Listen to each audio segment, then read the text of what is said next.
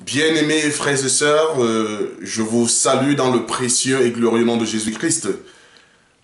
Pour ceux qui découvrent cette chaîne et qui me découvrent, je vais me présenter. Je suis le serviteur inutile de Jésus-Christ. Je suis l'apôtre Nono Martial, prédicateur, enseignant de l'évangile de Jésus-Christ, l'évangile du salut, l'évangile de gloire, l'évangile de paix, l'évangile de la doctrine, l'évangile éternel.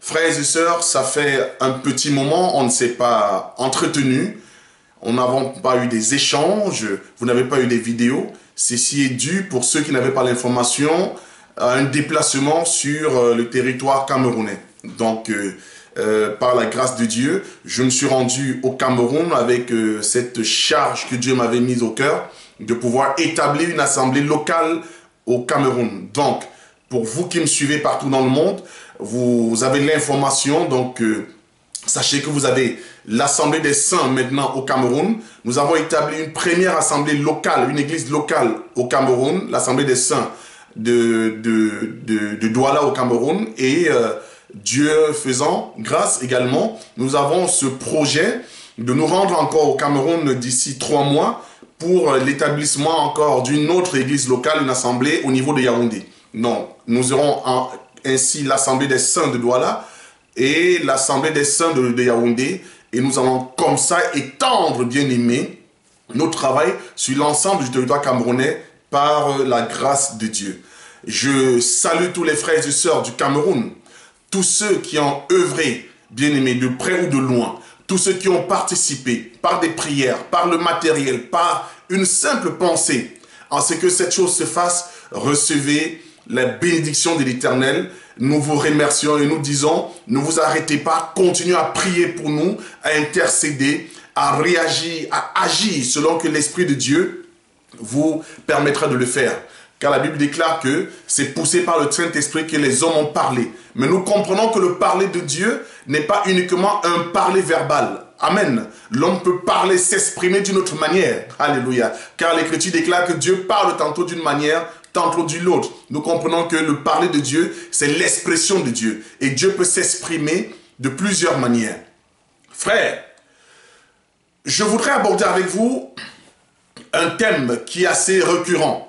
Donc, quand nous parcourons un petit peu les assemblées ou encore les frères, les sœurs, aujourd'hui, quand nous parcourons un petit peu Internet, il y a cette question qui revient souvent. Est-ce qu'un chrétien peut perdre le salut? Un enfant de Dieu peut-il perdre le salut?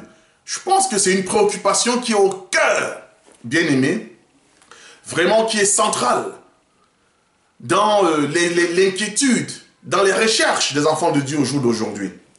Et c'est ainsi que nous avons comment dirais-je, une multiplication, une diversité, bien aimé, d'enseignements sur ce thème.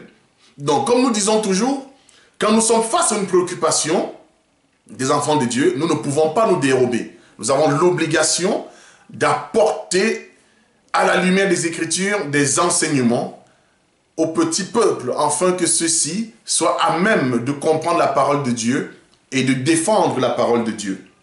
Frère, alors, un chrétien peut-il perdre le salut? C'est très important. Déjà, la Bible déclare une chose, que dans les temps de la fin, beaucoup abandonneront la sainte doctrine, et vont s'attacher à des fables, à des doctrines de démons. Retiens ceci, la Bible déclare que dans les derniers jours, beaucoup, alléluia, beaucoup vont abandonner la foi et vont s'attacher à des doctrines de démons. Donc, pour t'attacher à une doctrine de démons, tu dois préalablement perdre la foi. Alléluia. C'est ça le processus. Donc quand nous voyons quelqu'un s'attacher à une doctrine de démons, nous comprenons que ce quelqu'un-là, que celui-là, que cette personne-là ne détend plus, n'est plus, bien aimé, détenteur, détentrice de la foi. Donc sa doctrine dont il est en train de prêcher, la doctrine à laquelle il s'attache, est l'expression de l'abandon de la foi qu'il avait, la véritable foi. Pourquoi, bien-aimé, je dis cela? Parce que nous devons éveiller les consciences. Nous devons booster, bousculer les enfants de Dieu, les véritables enfants de Dieu. Vous savez, beaucoup pensent aujourd'hui qu'il suffit de s'appeler chrétien pour être sauvé. Donc nous entendons, par-ci, par-là, oui, de toutes les façons, un chrétien ne peut pas perdre la foi. Donc si je suis chrétien, même si je pêche, je ne peux pas perdre la foi parce que je suis chrétien. C'est une folie. Avant toute chose, mon frère et ma soeur, tu devrais te poser une question. Qui est chrétien? C'est qui le chrétien? Alléluia. Qui est chrétien qui ne l'est pas? Parce qu'avant de savoir si le chrétien peut perdre la foi, nous devons d'abord identifier. Nous devons d'abord faire la démarcation de celui qui est chrétien et de celui qui ne l'est pas. Je vais t'informer, je vais te dire quelque chose. Ce n'est pas avec l'appellation, avec le terme chrétien, que les gens ont commencé à s'identifier comme étant les enfants de Dieu. Non. Alléluia. L'appellation chrétien est venue après que les hommes et les femmes bien-aimés aient été établis comme étant des enfants de Dieu. Remarquez une chose, c'est à Antioche, vous le savez, que pour la première fois, les enfants de Dieu, les disciples de Jésus-Christ, ont été appelés chrétiens. Mais avant qu'on les appelle chrétiens, ils étaient déjà enfants de Dieu. Donc ce n'est pas l'appellation chrétien qui fait d'un homme ou d'une femme un enfant de Dieu. Non. C'est pour ça aujourd'hui nous avons une confusion, un abus de langage. On appelle tout le monde chrétien. Alléluia. Et tu vois, tout le monde aujourd'hui se présente, s'identifie, bien-aimé, comme étant un chrétien. C'est bien. Mais le chrétien, c'est qui? Le véritable chrétien, c'est qui? Ce n'est pas celui, frère, dont on identifie, dont le monde seulement identifie qu'il est chrétien, non. C'est celui donc, avant l'identification, il avait déjà, bien aimé, cette nature-là, cette posture-là. Il l'était déjà. Il ne devient pas chrétien quand on l'appelle chrétien, non. La terminologie, le mot chrétien, l'appellation chrétien vient confirmer, bien aimé, l'appartenance à Jésus-Christ. Ce n'est pas le mot chrétien qui te fait appartenir à Jésus-Christ, non. Mais c'est plutôt un mot qui vient confirmer. Alléluia. Donc c'est ainsi que plusieurs pensent qu'il suffit de s'appeler chrétien pour être sauvé. Et ils disent comme ça, je ne peux pas perdre mon salut, je ne peux pas mourir, même si la mort, alléluia, même si la mort me trouve sur la femme de quelqu'un. Si je suis un chrétien, j'irai au paradis. Même si je vole et que je meurs dans cet état, j'irai au paradis. Même si je commets un péché quelconque, parce que j'ai accepté Jésus-Christ, j'irai au paradis. Mais c'est une folie. C'est une folie. C'est une doctrine de démon. Et nous nous réjouissons. Parce que quand nous voyons ces choses arriver, nous acclamons l'Éternel. Parce que nous savons que le temps est proche. Il n'est pas étonnant que ces gens-là prêchent ainsi.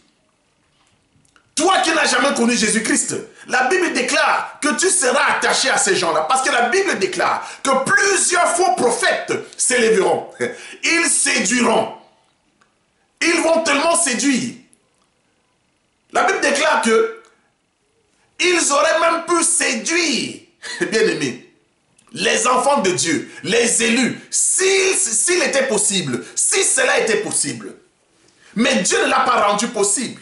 Donc nous comprenons que quand ces faux prophètes arrivent, quand ces faux pasteurs arrivent, quand ces faux apôtres arrivent, ils ont une portion, bien aimé, ils ont déjà un peuple qui a déjà été préparé pour suivre. Mais un élu ne sera jamais séduit. Donc il n'est pas étonnant aujourd'hui, quand nous voyons des gens faire l'apologie de la polygamie dans l'église de Jésus-Christ, mais nous acclamons parce que ce sont ces gens-là qui doivent s'attacher à des doctrines de démons. Quand nous voyons des gens dire, pour épouser une femme, il faut préalablement coucher avec elle pour voir si tu apprécies ou pas, si elle est vierge ou pas. Ce sont des doctrines de démons. Quand on te dit, par exemple, tu peux voler, tu peux mentir, tu peux être dans l'impudicité, dans la fornication, mais il suffit pour toi d'être attaché à Jésus-Christ. Si tu es un chrétien, tu ne mourras pas. Mais quelle abomination, quelle confusion. Comment un enfant de Dieu, comment toi, un fils de Jésus-Christ, comment fais-tu pour te retrouver sur la femme d'autrui? Comment tu fais? Faut qu'on m'explique. Comment toi, un enfant de Dieu, une fille de Dieu, comment fais-tu pour te retrouver dans l'impudicité? Mais justement, le chrétien même, oh Dieu est merveilleux, c'est celui qui ne peut pas faire ces choses-là. Lisons une écriture, par la grâce de Dieu. Lisons une écriture. 1 Corinthiens 6, verset 8. Mais, vous qui commettez l'injustice et qui dépouillez, et c'est envers des frères que vous agissez de la sorte, ne savez-vous pas que les injustes n'hériteront point le royaume de Dieu?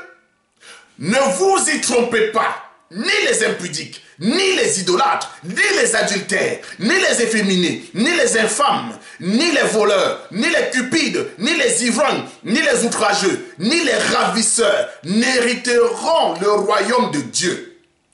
Et c'est là que vous étiez, quelques-uns d'entre vous. Mais vous avez été lavés. Alléluia. Vous avez été lavés. Mais vous avez été sanctifiés. Mais vous avez été justifiés. Au nom du Seigneur Jésus-Christ. Par l'Esprit de notre Dieu. Amen.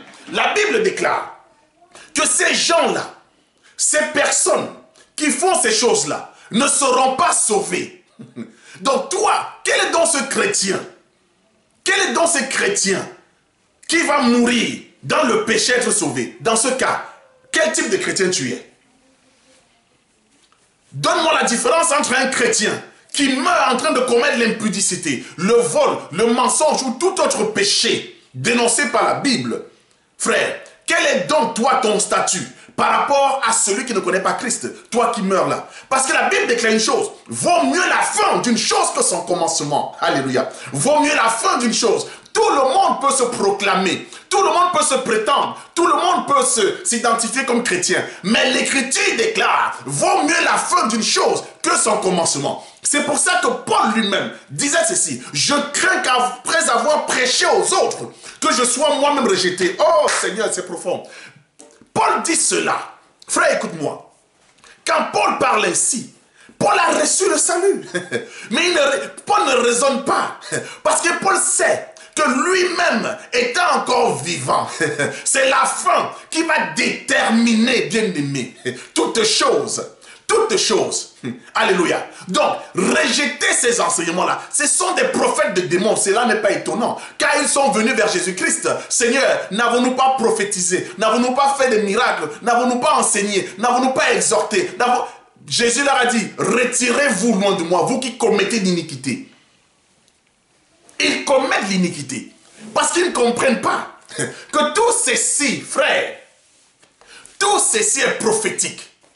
Et c'est normal que le peuple s'attache. Le peuple de la perdition doit suivre les prophètes de la perdition. Un peuple de Dieu ne peut pas suivre un prophète de Dieu. Ce n'est pas possible. Un pigeon ne peut pas voler avec des aigles. Ce n'est pas possible. Un moineau ne peut pas voler avec des aigles. Ce n'est pas possible. Vous pouvez vous retrouver pour un temps autour d'un repas. Mais quand chaque oiseau prend son envol, là on détermine, bien aimé, selon la hauteur, qui est qui, selon... C'est ça le problème. Donc tous viennent autour de la parole, qui est un repas. Mais la Bible déclare qu'il y a des faux frères. Paul le dit dans Galates. Il y a des faux frères. Il ne suffit pas de dire, mais ce qu'il dit est écrit. Ce n'est pas le problème de « il est écrit ». Alléluia. Vous comprenez? Ce n'est pas le problème de « il est écrit ». Le « il est écrit » ne sauve pas. Non, tu dois comprendre. Le « il est écrit » ne sauve pas. C'est la révélation de ce qui est écrit qui te sauve. Parce que Satan lui-même a dit à Jésus, il est écrit. Pourtant, c'était un démon. Donc les démons aussi lisent la Bible, lisent ce qui est écrit, montrent aussi que c'est écrit. Mais comme ils n'ont pas la révélation des choses, ils n'ont pas d'intelligence. La Bible déclare, ils n'ont pas d'intelligence. Ils attirent un peuple. Ceci n'est pas étonnant. Car ce sont les choses de la terre. Ils sont attachés aux choses de la terre. Pourquoi je parle ainsi? Suis-moi mon bien-aimé. Alors je crois que Dieu va nous bénir en cette année 2021. Quand nous allons parler des choses extraordinaires. Des choses de Dieu. Et je me réjouis, frère. Je suis dans la joie, dans l'allégresse quand je parle de ces choses-là. Et je sais que les véritables enfants de Dieu où qu'ils se trouvent, frères, sont dans la joie parce que l'esprit bien-aimé est en mouvement. J'ai dit ce sont les choses de la terre. Pourquoi? Remarquez, suivez-moi. Ah, c'est ainsi que nous voyons comment se comporte l'homme charnel, l'homme attaché à la chair. Et vous allez comprendre d'où vient la confusion, car j'étais seulement dans l'introduction. Remarquez, sur la terre, nous voyons ces choses-là. Sur la terre, nous voyons le péché. Tout ce que, bien aimé, nous avons lu dans 1 Corinthiens 6, ce sont des choses liées à la terre. Quand Dieu crée les cieux et la terre, frère, Dieu prend plus de temps à nous enseigner, à nous expliquer ce qui se passe dans notre environnement naturel, la terre. Dieu crée les cieux et la terre. Dieu parle assez vaguement des cieux, mais il prend le temps pour nous expliquer la terre. Pourquoi? Parce que, frère, c'est ta vie sur la terre qui va déterminer la fin où tu iras. C'est ta vie sur la terre qui va déterminer qui tu es, où tu finiras tes jours. Frère, c'est important que tu comprennes ça. C'est la vie sur la terre qui va déterminer. C'est la terre qui va déterminer. Bien aimé, remarque une chose. Et cette terre aujourd'hui, cette terre qui est le lieu de condamnation, qui est le lieu d'abomination, qui est un lieu de guerre, qui est un lieu de maladie, qui est un lieu des choses les plus terribles que nous puissions voir. La terre, Dieu détruit la terre au temps de Noé. Dieu frappe la terre également, une portion de la terre, temps de Sodome et Gomorrhe. La terre revient toujours. Alléluia. Ah, frère, Dieu est merveilleux. C'est pour ça qu'il y a des gens qui sont attachés, qui doivent être attachés à la chair, qui doivent demeurer dans la terre. Et il y en a, bien-aimés, qui ne doivent pas demeurer. La terre, il est question de ça aujourd'hui. Tu vas comprendre. L'Écriture déclare ceci. Dieu dit, dans le livre de, prenons la Bible, dans le livre de 1 Corinthiens 10, vers 6, la terre est au Seigneur, frère, et tout ce qu'il renferme. La Bible nous déclare que la terre est au Seigneur, dans la terre est à Dieu.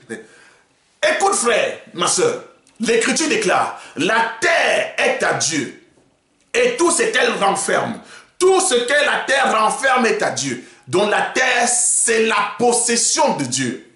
Alléluia. La terre, c'est la possession de Dieu. Nous voulons comprendre les actions des hommes sur la terre. C'est ça notre enseignement. Nous voulons comprendre la terre. Comme ça, tu comprendras quelle est la nature d'un enfant de Dieu. Parce que je vais te dire une chose. Un enfant de Dieu, bien-aimé, ce n'est pas celui qui le proclame. Ce n'est pas ça. Un enfant de Dieu, la foi sans œuvre est morte. Quand tu es chrétien, nous devons voir des actions de chrétien en toi.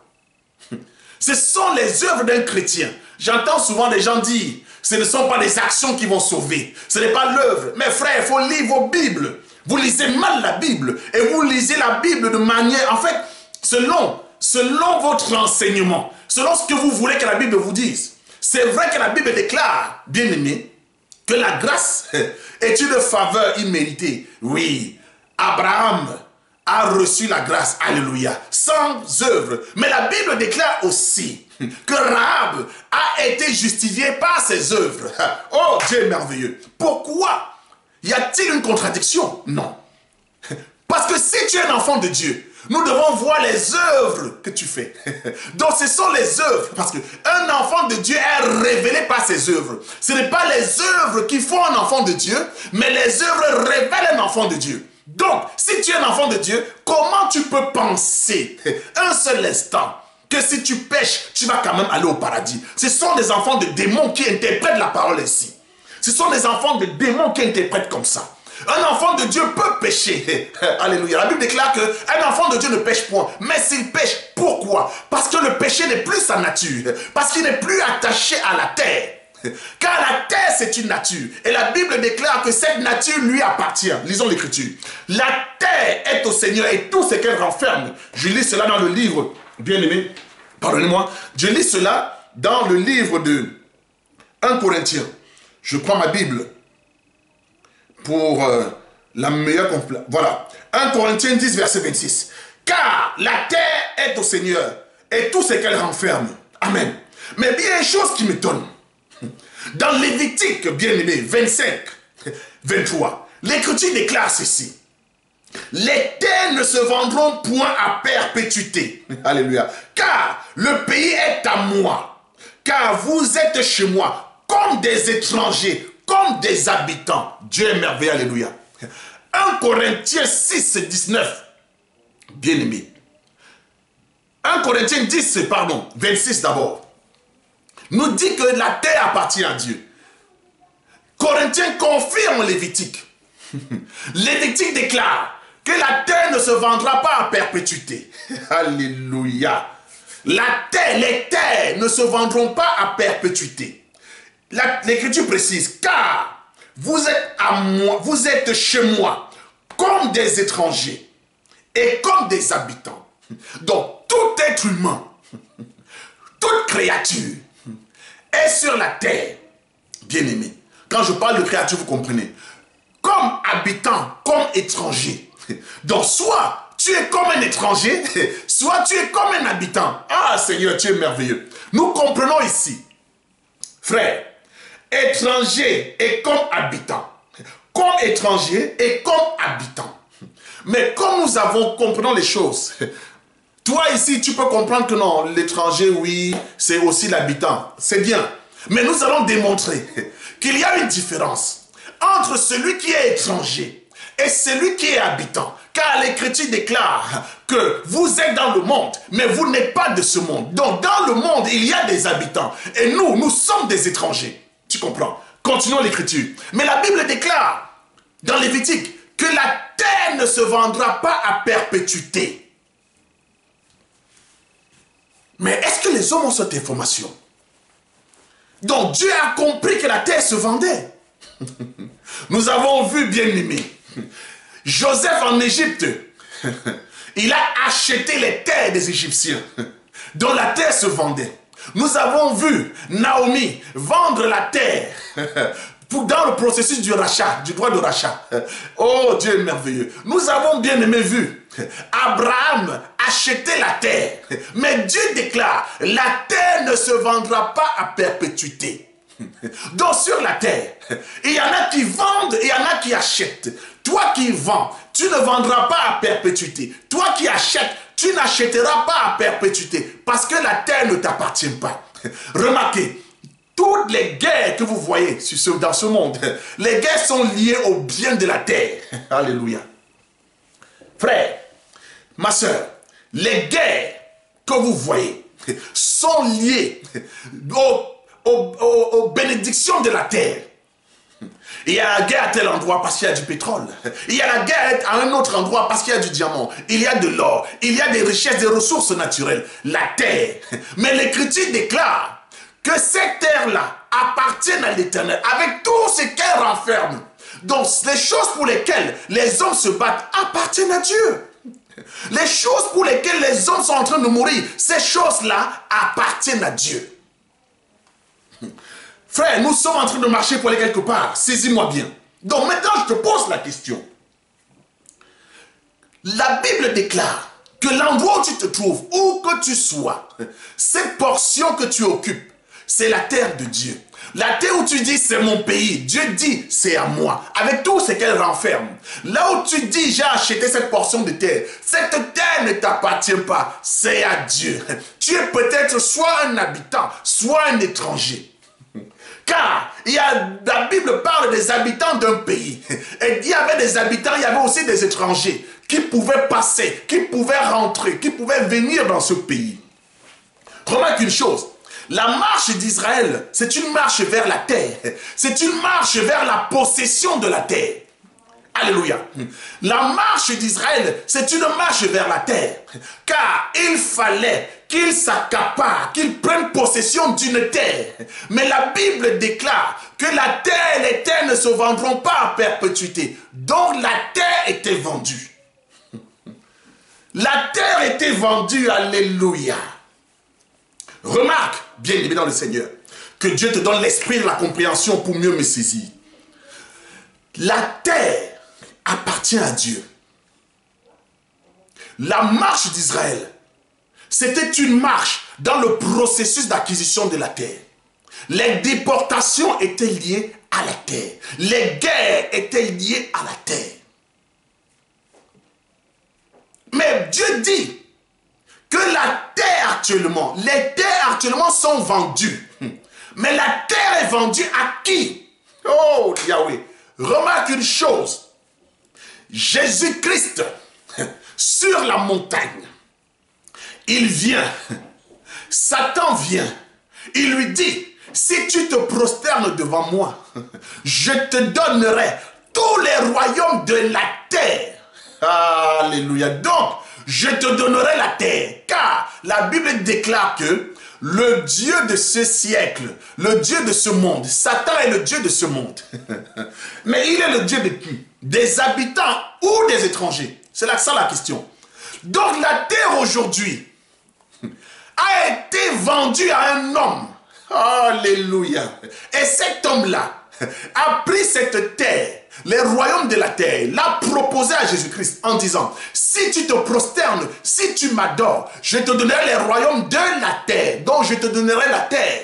Amen. Car le royaume bien-aimé, c'est l'autorité qui réside, qui règne sur la terre. Frère, la terre a été vendue. La terre sur laquelle nous sommes est une terre qui a été vendue. Vendue à qui? Vous comprenez? Vendu à qui? C'est pour ça que celui-là même à qui la terre a été donnée. Mais Dieu dit que les terres ne se vendront pas à perpétuité. Donc il y aura un moment où la terre ne va plus se vendre. Alléluia. Oh, Dieu est merveilleux. Remarque une chose. Celui-là qui a acheté la terre aujourd'hui, c'est celui-là qui donne la terre à qui il veut, comme il l'a proposé à Jésus-Christ. Si tu te prosternes devant moi, je te donne. Si tu fais telle chose, je te donne. Si tu fais cela, je te donne. Je te donne quoi? Les royaumes, les bénédictions. Je te donne la terre. Car quand je parle de la terre dans ce langage, vous comprenez. La terre a été vendue. Mais cette terre ne se vendra pas à perpétuité. Donc, prophétiquement, spirituellement, cette terre où le maître de ce monde règne, cette terre lui sera récupérée. Ah Dieu, donc ne se vendra pas à perpétuité. Donc l'acte de vente, l'acte d'achat a une limite. Cet acte n'est pas perpétuel.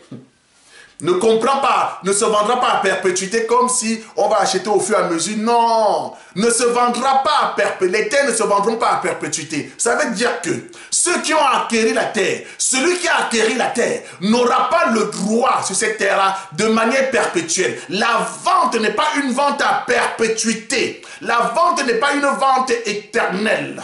Alléluia. C'est une vente temporaire, provisoire.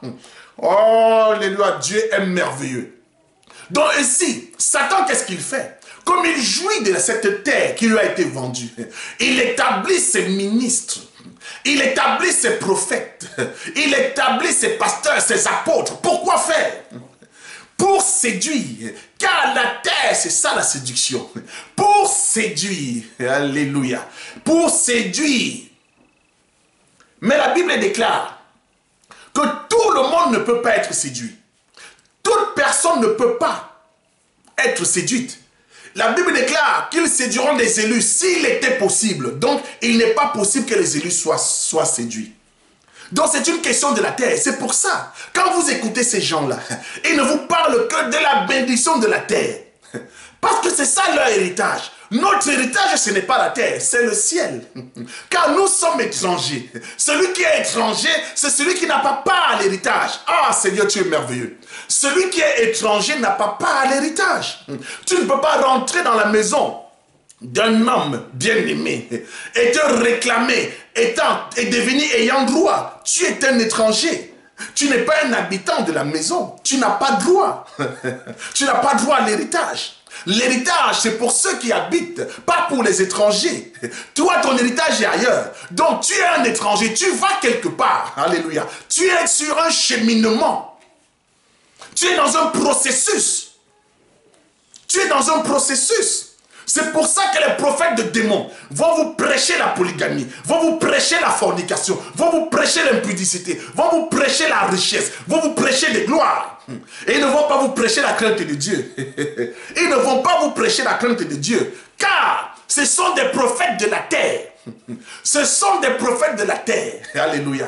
Ils sont en train de jouir pour un peu de temps ce qui leur a été vendu. Donc leur maître a été bien-aimé. L'acquéreur, frère, mais le moment viendra où le contrat de bail va cesser. Le contrat de bail va cesser. Si tu m'as compris, car la Bible déclare que d'abord les choses naturelles et après les choses spirituelles. Il fallait que je t'explique d'abord la terre de manière naturelle, afin maintenant de t'expliquer, frère, les choses spirituelles. Quand je prends ma Bible, 1 Pierre 2, verset 11 dit ceci. Exhorte comme étranger. Je vous exhorte comme étranger et voyageur sur la terre. 1 Jean 2 à partir du verset 11. Je vous exhorte, bien-aimés, comme étranger et voyageur sur la terre. Donc Pierre confirme ici que les enfants de Dieu, ce sont des étrangers, ce sont des voyageurs sur la terre. Ce ne sont pas les enfants de la terre, mais il y a des enfants de la terre. Et les enfants de la terre prêchent les choses de la terre. Mais la Bible déclare que la terre ne sera pas vendue de manière... Les terres ne seront pas vendues à perpétuité. Car toute la terre appartient à Dieu. Donc même quand vous voyez des guerres, c'est pour ça que la Bible déclare qu'il y aura une nouvelle terre et un nouveau ciel. Amen. La Bible déclare qu'il y aura une nouvelle terre et un nouveau ciel. Donc Dieu va rompre le bail. Mais quand Dieu va rompre le bail, Dieu doit changer la nature de la terre. Alléluia. Dieu doit changer la nature de la terre. Pourquoi? Dieu est merveilleux. Parce que la Bible déclare ceci. Que Dieu a créé l'homme de la terre. L'homme est une manifestation physique de la terre. Alléluia. Donc l'homme c'est la terre. Ah, Dieu est merveilleux. Prenons l'écriture. Ces choses-là sont magnifiques. L'homme, frère, l'homme c'est la terre. Je vais lire une écriture. 1 Corinthiens 15, verset 7. Le premier homme tiré de la terre est terrestre. Alléluia. Le second homme est ciel. Oh Seigneur, tu es merveilleux. Ici, l'Écriture déclare, Paul dit, le premier homme tiré de la terre est terrestre. Alléluia. Et le second, bien-aimé, celui-là même qui vient après, lui, il n'est pas terrestre, mais il est du ciel. Donc, l'homme, c'est une terre. L'homme, c'est une terre. Si tu ne comprends pas les choses naturelles, comment tu vas comprendre les choses spirituelles? Donc, l'homme aussi, c'est une terre. Une terre qui a été vendue. Seigneur, une terre qui a été vendue. Lisons l'écriture. Nous allons lire l'écriture, nous cherchons l'écriture de Paul. Paul dit ceci. Paul dit, je lis au nom de Jésus-Christ. Romains 7 à partir du verset 11. Car le péché saisit l'occasion, me séduit par le commandement. Et par lui me fit mourir. Saisissez le langage de Paul. Paul dit dans Romains, pour la meilleure compréhension, commencez par Romains 7 à partir du verset 10. Je prends le verset 11. Car le péché saisit l'occasion, me séduisit par le commandement, et par lui me fit mourir. Mais Paul dit que le péché l'a tué. Alléluia. Ah, continuons l'écriture. Il dit, la loi donc est sainte Et le commandement est saint, juste et bon. Ce qui est bon a-t-il été donc pour moi une cause de mort? Loin de là. Mais c'est le péché, afin qu'il se manifesta comme péché en me donnant la mort par ce qui est bon, et que par le commandement, il devint condamnable au plus haut point. J'ai enseigné que la loi, c'était quoi? La condamnation. Que Dieu soit béni. La Bible dit, nous savons en effet que la loi est spirituelle, mais moi je suis charnel, vendu au péché. Moi je suis charnel, vendu au péché. Donc moi je suis la chair, moi je suis charnel. Le charnel c'est la poussière, c'est la terre. Donc vendu au péché. Donc la terre a été vendue au péché. Alléluia, c'est merveilleux. Donc comme j'ai expliqué naturellement que la terre a été vendue, je t'explique maintenant que toi, un homme, car c'est là où je suis en train d'en venir, c'est là où je suis en train d'arriver. La Bible déclare que toi, tu es une terre, mais que toi, tu as été vendu. Vendu à qui? Vendu au péché. Mais ce qui m'étonne, Paul parle ici comme une personne qui a reçu la mort. Mais pourtant, nous voyons très bien que quand Paul écrivait ce livre, mais Paul était encore en vie. Mais il dit, la mort, je suis mort. Ici, en réalité, ce n'est pas Paul qui parle, c'est Adam qui parle. Tu dois saisir le langage. Frère, c'est Adam qui parle au travers de Paul. Comme Jésus-Christ lui-même parlait au travers Jean. Je suis la voix de celui qui prie dans le désert. Tu comprends? C'est très important. C'est très important que tu saisisses cela. C'est Adam qui parle. Adam dit qu'à travers le péché, je suis mort. Le péché m'a donné la mort. Et la Bible nous explique que ce péché de la mort était lié à la convoitise. Parce que si l'Écriture disait, si la loi ne disait pas, tu ne convoiteras point, je n'aurais point convoité. L'arbre, vous vous rappelez, Adam a péché. Le péché d'Adam, au travers de son péché, Adam s'est vendu au péché. Il s'est vendu, car Adam était toute une terre. Il s'est vendu au péché. Mais la Bible dit que les terres ne se vendront pas à perpétuité. Alléluia. Le péché aujourd'hui c'est un homme, car la Bible déclare l'homme du péché. Il y a l'homme du péché qui va venir. Oh Dieu merveilleux. Donc Adam a vendu la terre.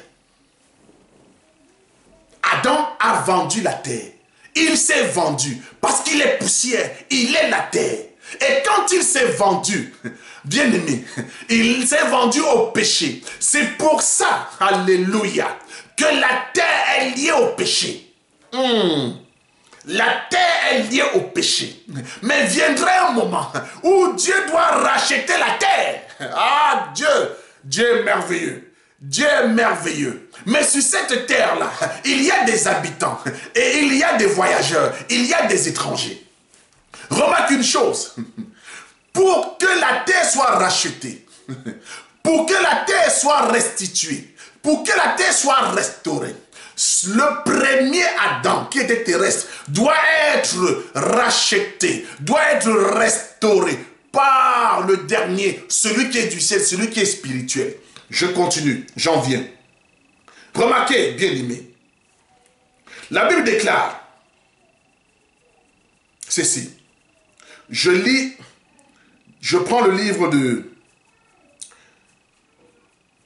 Romains, Romains 7, verset 7. La Bible déclare ceci. Que dirions-nous donc? La loi est-elle péché? Loin de là. Mais je n'ai connu le péché que par la loi. Car je n'aurais pas connu la convoitise si la loi nous dit « tu ne convoiteras point ».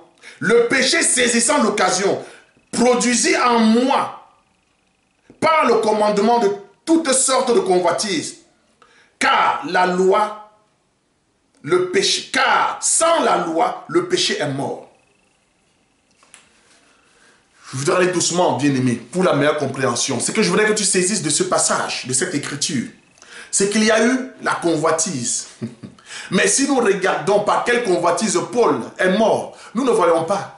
Mais nous voyons que l'homme a convoité l'arbre. La Bible déclare que quand le serpent a parlé à la femme, elle a commencé à regarder, à convoiter l'arbre. Elle a vu que c'était agréable, bon, bien aimé, agréable pour ouvrir l'intelligence. Donc, au travers de la femme, l'homme a manifesté la convoitise. Et la Bible dit qu'il est mort. Mais Jésus-Christ, quand il vient nous racheter. Il vient racheter la terre qui ne se vendra pas à perpétuité. Car pour un temps, nous étions vendus au péché. Mais par le sacrifice, Dieu a racheté. La Bible déclare qu'il nous a racheté à un grand prix. Donc il a racheté sa terre. Oh Dieu est merveilleux. Il a racheté la terre. Bien aimé. Et quand il rachète la terre, aux yeux de Dieu, tu deviens une nouvelle créature. Donc une nouvelle terre. Parce que la Bible déclare que les choses anciennes, l'ancienne terre doit disparaître. Toi, tu deviens une nouvelle terre. Oh Seigneur, dépouillé de ces œuvres-là. Maintenant, il y a un problème ici. Là où je vais m'arrêter avec vous dans 10 minutes. Bien aimé, il y a un souci. Quand je suis en train de poser les fondements, nous sommes sur Facebook le dimanche à partir de 17 h. Notre Facebook, c'est Gloire Jésus.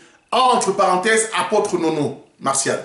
Gloire Jésus, entre parenthèses, apôtre Nono. Donc nous avons nos enseignements tous les dimanches, nous aurons le temps de rentrer dans les profondeurs. Donc je suis en train simplement de poser des éléments qui vont vous servir de support, bien aimé, pour la meilleure compréhension. Maintenant, il y a un problème ici. Quand nous parlons de la terre attachée au péché, d'aucuns disent, mais si Dieu nous a rachetés, et que nous sommes encore pécheurs. Mais ça veut dire quoi? Ça veut simplement dire que même si nous sommes pécheurs, nous serons quand même sauvés puisque Dieu nous a rachetés. Et beaucoup s'appuient sur une écriture. Celle-ci, je vais la lire au nom de Jésus. Paul dit, car c'est pas la loi que je suis mort. À la loi, afin de vivre pour Dieu. J'ai été crucifié avec Christ. Et si je vis, ce n'est plus moi qui vis, c'est Christ qui vit en moi. Je vis maintenant dans la chair. Alléluia.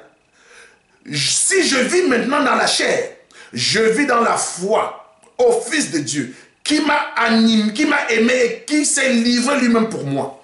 Donc ici, Paul dit que ce n'est plus lui qui vit, mais Christ vit en lui. Le même Paul dans 1 Corinthiens 6, 19 dit ceci. Ne savez-vous pas que votre corps est le temple du Saint-Esprit qui est en vous et que vous avez reçu de Dieu et que vous ne vous appartenez plus dorénavant vous-même.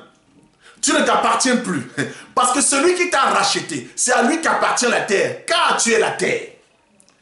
Donc ici, Paul fait la démonstration que nous appartenons maintenant à Dieu, que nous sommes dans la sanctification. Mais le même Paul revient, bien aimé, dans Romains 7. Dans Romains. Et il dit, Romains 7 à partir du verset 17. Prenons déjà le verset 14. Romains 7.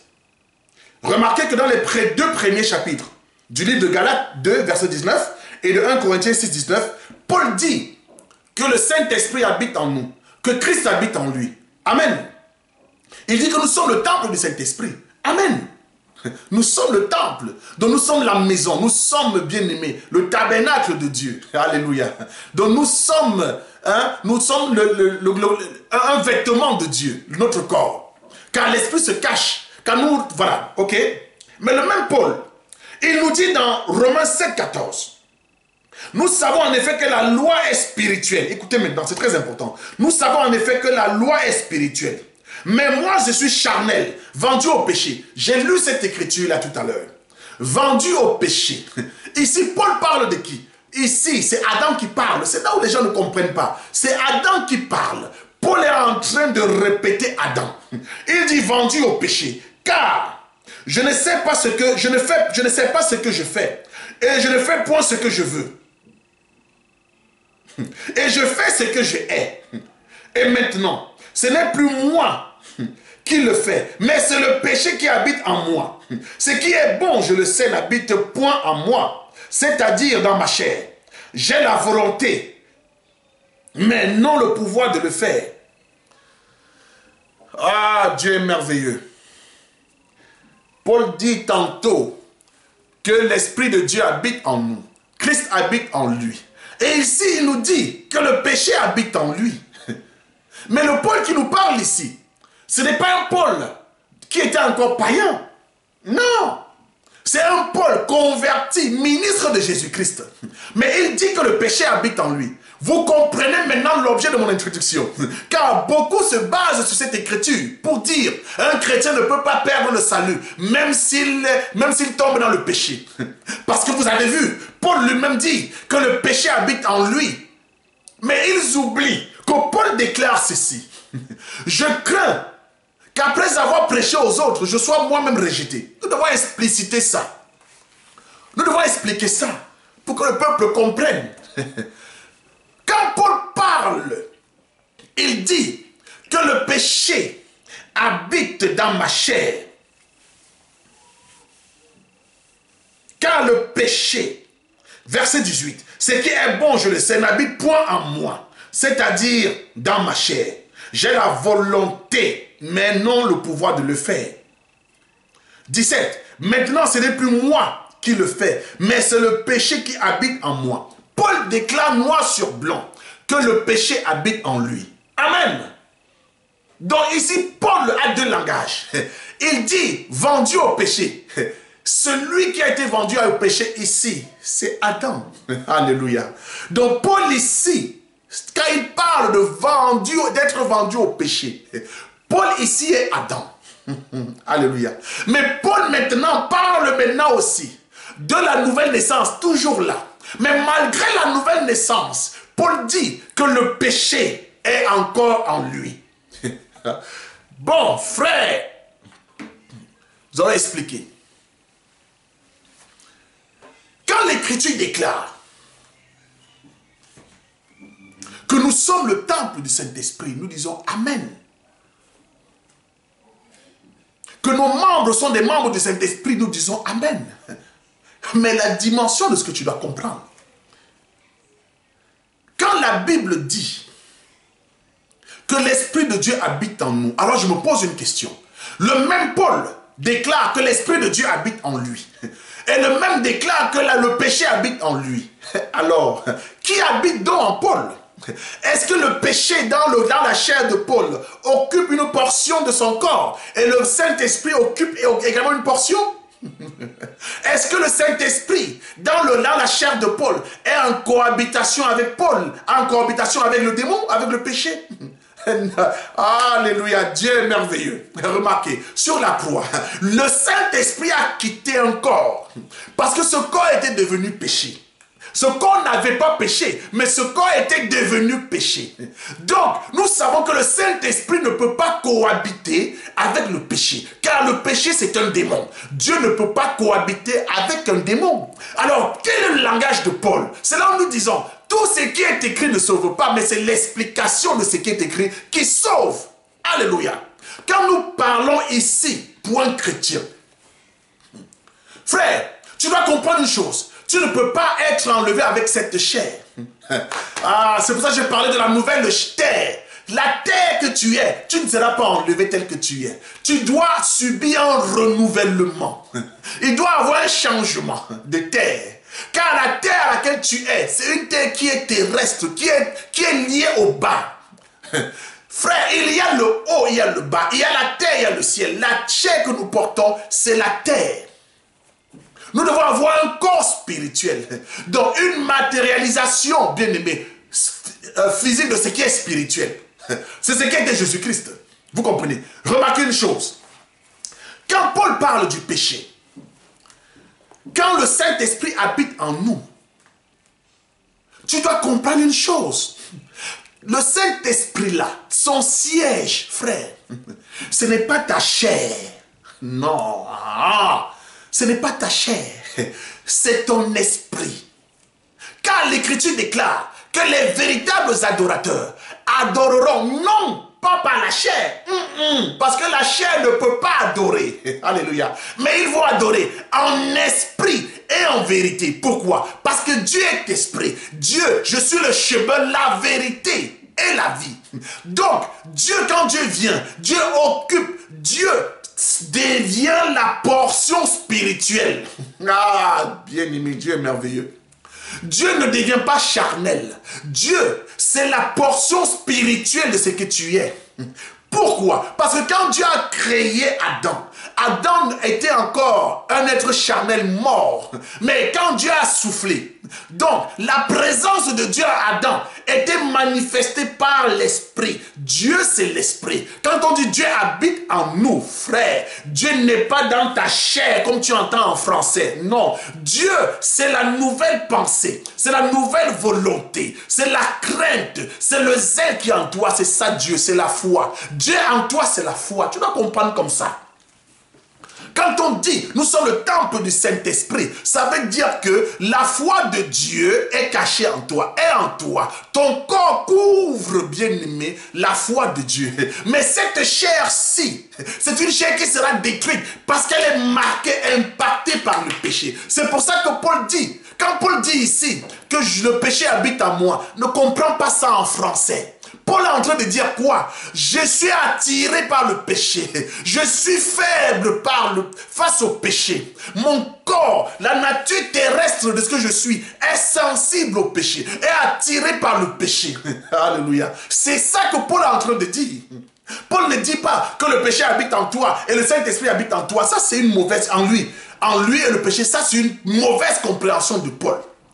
Non, parce que le péché, frère, est symbolisé par la chair.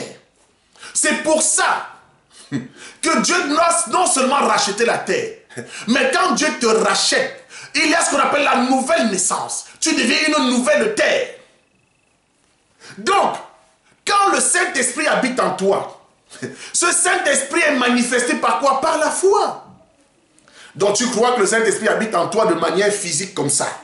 Toi, tu vas voler, il est toujours en toi. Toi, tu mens, il est en toi. Le Saint-Esprit qui ne supporte pas le péché. Et il reste en toi quand tu es en train de pécher. Excusez-moi.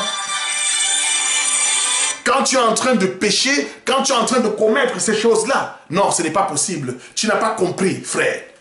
Tu n'as pas compris. C'est l'homme spirituel. Parce que la Bible dit qu'il y a l'homme de l'intérieur, frère. Il y a l'homme intérieur et il y a l'homme charnel. Oh là là là là là là là là. Oh là là. Oui, Amokran, je suis en réunion Amokran, je te rappelle s'il te plaît dans 10 minutes. Je te rappelle. Oui, je suis en réunion, je te rappelle. Merci. Voilà, bien aimé, que Dieu nous fasse grâce. Frère, donc, nous continuons notre réunion, notre communion. Je disais ceci, frère. Donc, quand le Saint-Esprit, bien-aimé, quand le Saint-Esprit descend dans un homme, les actions de cet homme-là se voient.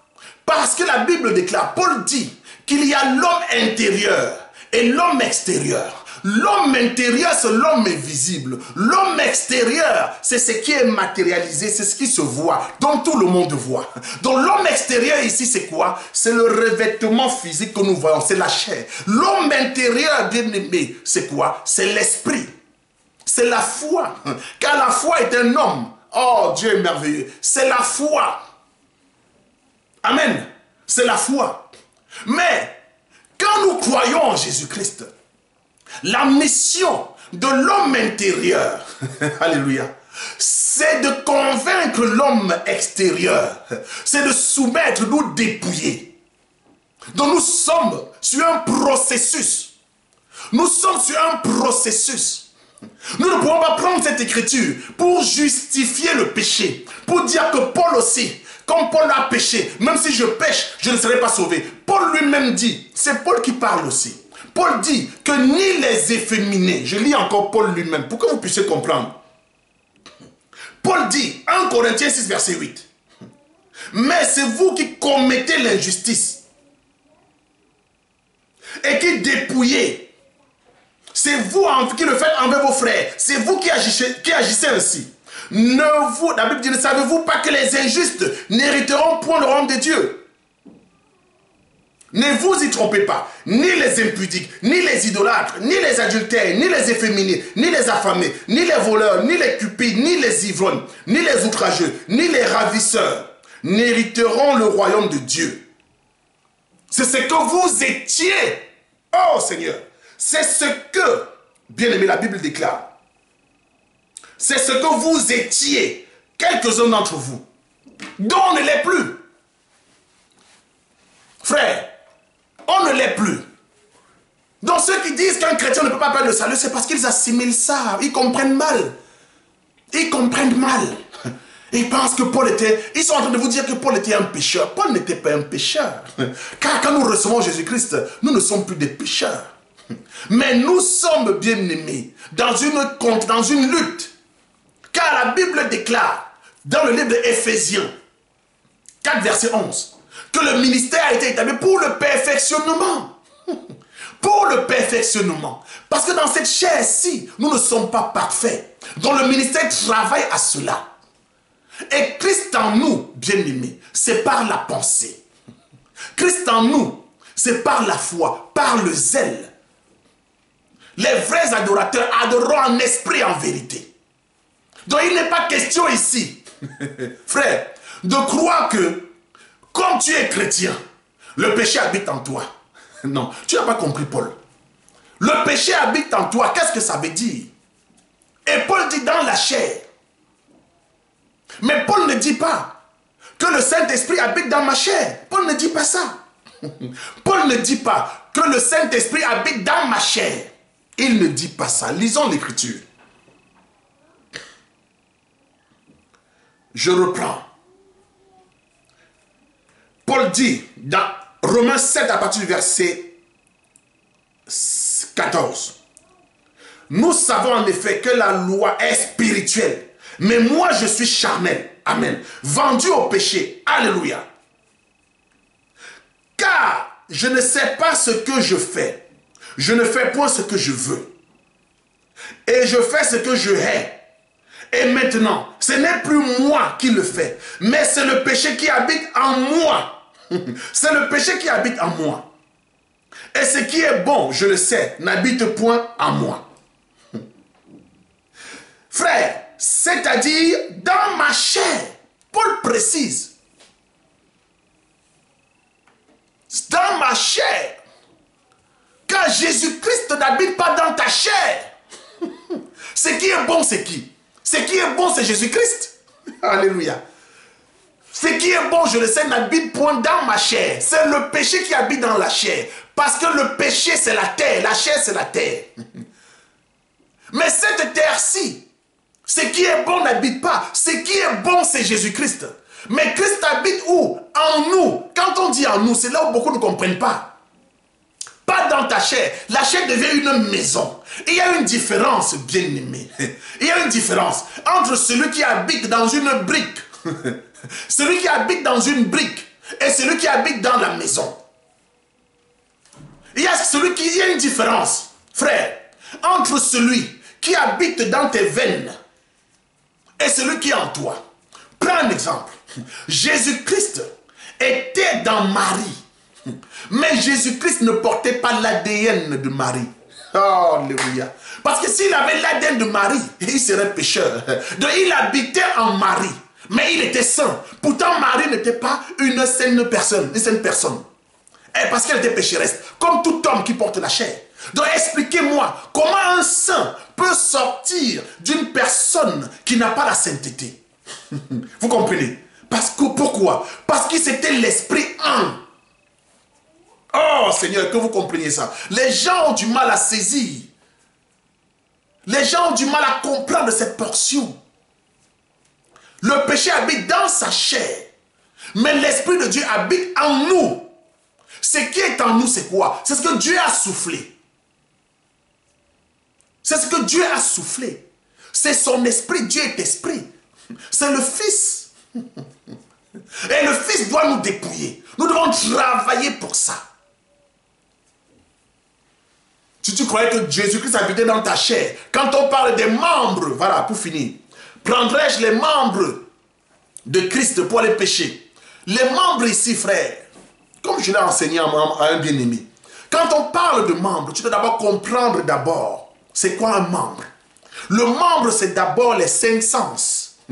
Alléluia. Les membres, frère, les membres dont on parle, ce sont d'abord les 5 sens. Parce que tu ne peux pas prendre tes yeux. C'est la vue pour convoiter. Tu ne peux pas prendre la bouche. La bouche, c'est quoi? C'est la parole. La Bible dit c'est de l'abondance du cœur que la bouche parle. Tu ne peux pas prendre la bouche, bien-aimé, pour pécher. C'est un sens. Ne vois pas la bouche physique. Non. Alléluia. C'est ça les membres de Jésus-Christ. Quand on parle du toucher, c'est quoi? C'est la main. La main, c'est quoi? C'est la volonté. C'est la main qui accomplit la volonté. Tu ne peux pas prendre le nez. Le nez, c'est quoi? C'est l'odorat. L'oreille, c'est quoi? C'est ce que tu entends. Tu ne peux pas sentir n'importe quoi. Tu ne peux pas regarder n'importe quoi. Tu ne peux pas écouter n'importe quoi. Tu ne peux pas toucher n'importe quoi. Tu ne peux pas parler de n'importe quoi. C'est d'abord ça les membres. Parce que Jésus dit, celui qui convoite seulement, mais celui-là a déjà péché. Mais pourtant la convoitise. Quel est le membre qui t'amène à pécher physiquement comme ça, à convoiter? C'est la vue. C'est la vue, c'est un membre. Que Dieu soit glorifié. Frères et sœurs, je vais m'arrêter ici et vous exhorter, vous encourager, frères, à ne pas céder, à ne pas croire qu'un enfant de Dieu peut vivre dans le péché et être sauvé. Alors ma question est celle-ci. Est-ce qu'un chrétien peut perdre le salut? Voici ma réponse claire.